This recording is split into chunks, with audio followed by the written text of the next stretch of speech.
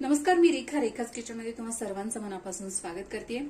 उन्हाळ्याच्या सुट्ट्या चालू आहेत आणि मुलांना काही ना काही खायला हवं असतं.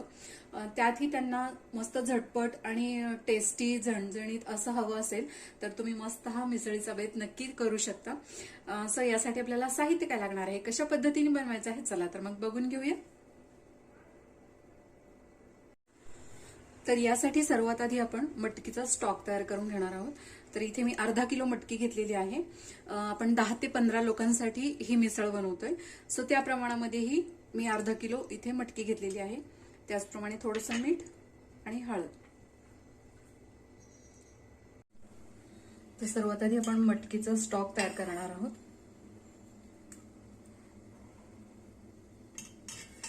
तर इथे मी साधारण 2 चमचे तेल घेतलेलं आहे.